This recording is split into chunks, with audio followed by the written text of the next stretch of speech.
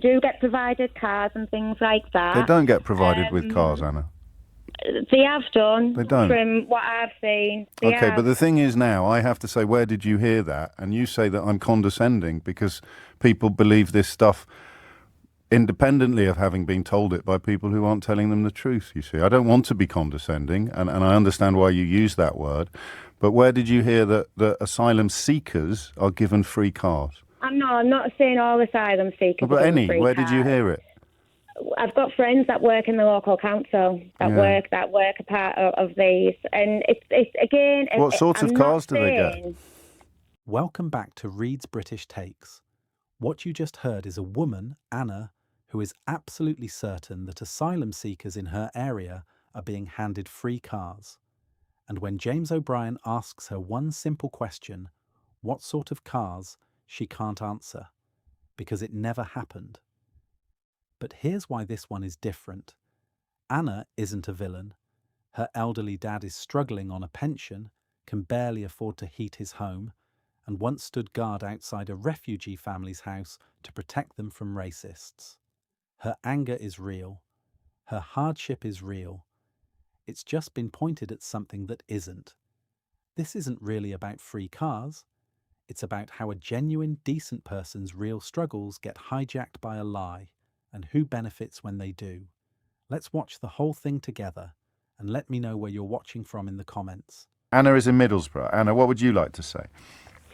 So first, before I say it, firstly, I'd like to say that I do agree with probably 99% of your politics. Of course. But I do find sometimes that you're quite condescending. I'm sure and I am. Think that people they can come to these conclusions just because, like, they read and hear things.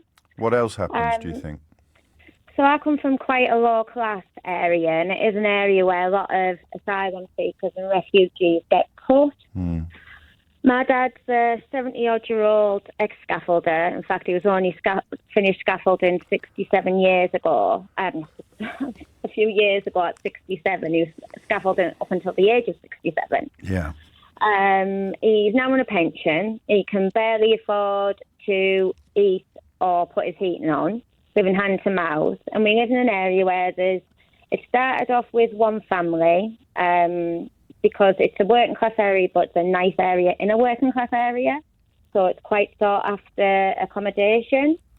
And they were from Syria. They were put there because they were chased out of another area. The people in where my dad lives welcomed this family. And actually, my dad stood guard on this house one night when some racists were trying to get at them.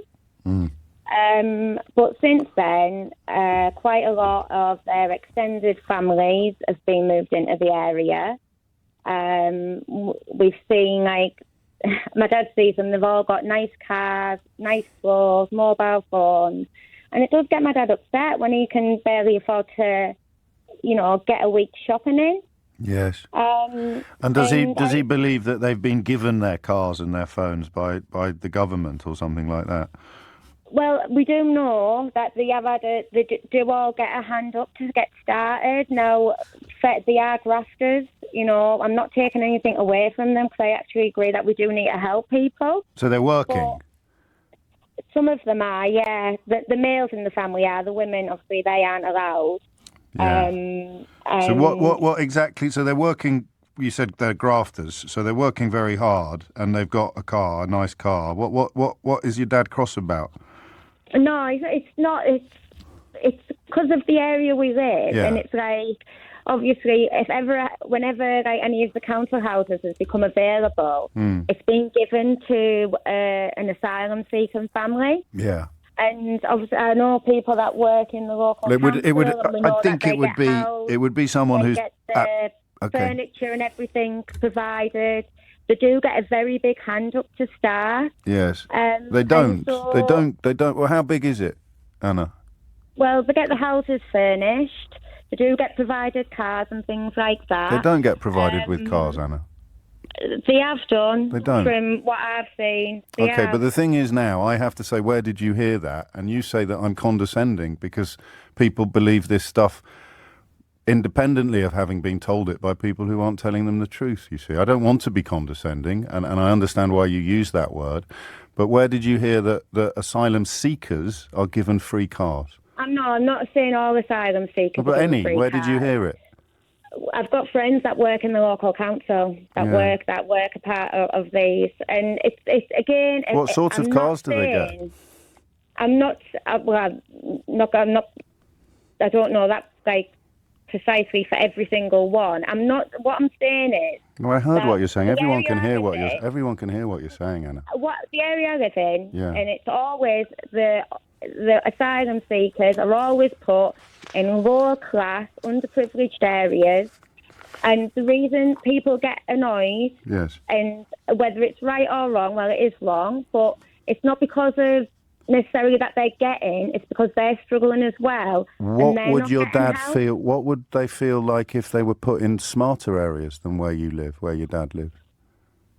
Well, our area wouldn't see them, would we? I mean, I'm No, not but being if funny, you- James. you- How many council estates have you lived on?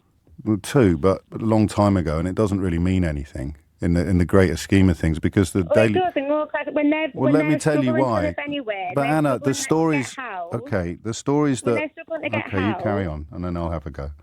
But this is true, though, because I mean, Is it as I've true seen as the that free this is- cars? But, you know, you can take the mick out of that all you I'm want not to, taking but the I know mick for out a of it fact- because you'll call me I know for a condescending. fact You've believed something that's not true, Anna, But and I I don't know how I can help you. But let's focus on the housing bit because if they were put in Mayfair or Belgravia, or if let's just say they were put in an area where your dad can't afford to live, then that would be the thing that they were getting cross about as well. But Unless it's they but actually object but to the you're proximity. wondering, no, it's not a case of the proximity. What is It's it when then? they can't get the houses that are available. But who can't get? Your That's dad's what I'm got a on about. house. I'm on about this. I know that because there's people in the area. Yes. Well, I'll take for instance. Then my sister recently, she was private renting. The renter wanted the house back. My sister was trying to get a house, and she couldn't get a house for love nor money. Yes. So So she's where is she now? renting again. She's having to private rent again. Well, But she was, and she has. she got has a house two then. children. Yeah, but eventually, and again. it What's was the like- 99% of my politics you agree with, Anna? Just out of interest.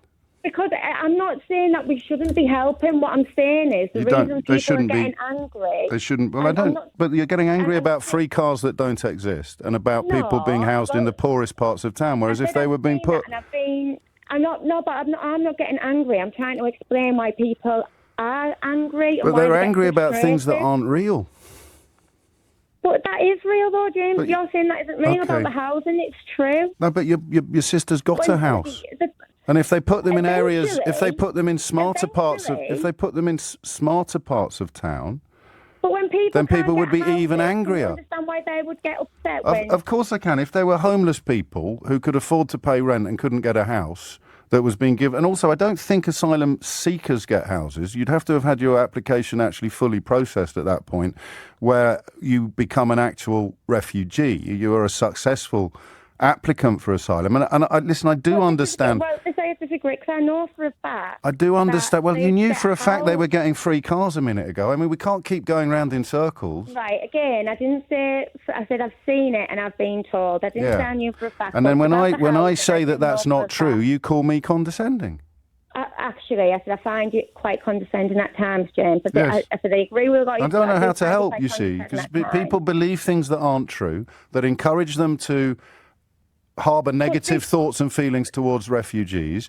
And when I point out that the things aren't true, you think I'm condescending. I don't know what to do with those three facts, Anna. I really don't. I've got no beef with you, and your dad sounds like a lovely bloke. He really does, standing guard outside the house. But the feelings of the people that wanted to attack the house are the feelings that you're describing. But that's again, you've completely turned everything I've said I around. haven't. I've just repeated it back to you. No, you haven't at all. I'm saying the reason why people do get upset at times, and I've said that we do need help. It's not an easy answer, but this is really happening in a lot of working class But it isn't, you states see. The across free country. cars, it's not really happening. But you keep going back to that, and I've said Because right, that's the okay, most fair inflammatory enough, thing that you that's- said. And I think it was in a British National Party manifesto in 2011. But I'm only saying from people It was a lie then, and who it's a have lie worked in now. the council, okay, fair enough, then we'll call that a lie. But when we come to a housing situation, that's not a lie. Well, no, of course it's not a lie, but everybody needs somewhere to live. And if they were putting the people that we're talking about in I know, but can you? You but can't what I'm keep- saying is, this is why people get upset. Yes, but they'd be even more upset if they were being put in smarter parts of town. This is why it's such a reductive argument, is that they put the asylum seekers in the cheapest property available. Now, your argument is, but there are some people who were born here who want the cheapest property available as well. I've got no beef with that, but if they put them somewhere else... Not wanting it. Not a case of I want that house. I need a house. Yes, I need but if they houses put as the well. asylum seekers or the refugees who are often fleeing torture and persecution and living on £5.83 a day, if they put them somewhere else, somewhere smarter, then people in the part of town you're talking about would be absolutely livid, and the Sun would have it on their front page. You remember the stories about the single mother from Syria with 8 children and a mansion in Maida Vale? So whatever happens, unless you give these people no help at all, whatever happens, what you're describing here is legit. I'm not saying No, they you've got to shouldn't let get me help. finish one sentence, Anna. You say you're not condescending. No, I'm really not. I'm just asking you to let me finish one sentence because you can't hear what I'm saying if you're talking. Whatever they did, the feelings you're describing would still exist. There's nothing that can be done differently. Right.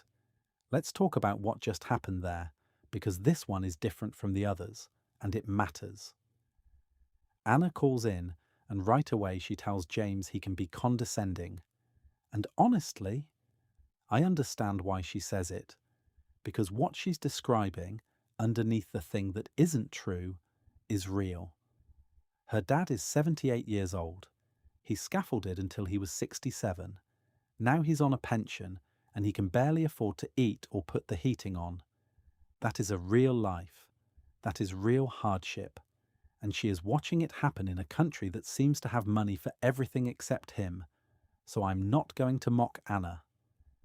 And to his credit, neither really does James. But here's the problem.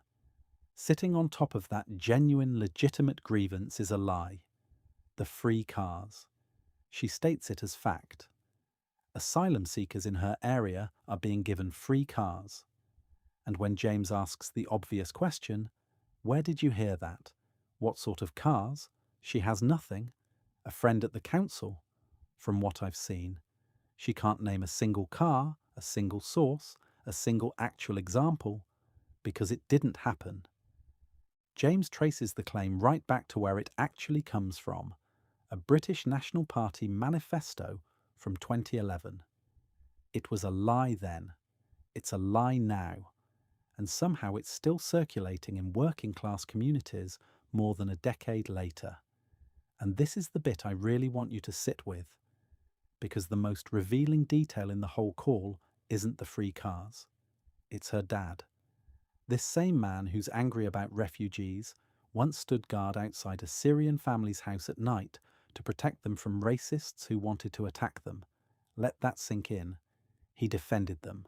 With his own body. He's not a hateful man. He's a good man having a hard time, who's been fed a story that turns his neighbours into the reason for his suffering. And that is the entire trick. That's how it works. Because the people who actually decide whether Anna's dad can heat his home, the people who set pensions, who fund councils, who decide where the money goes, they are nowhere near this conversation.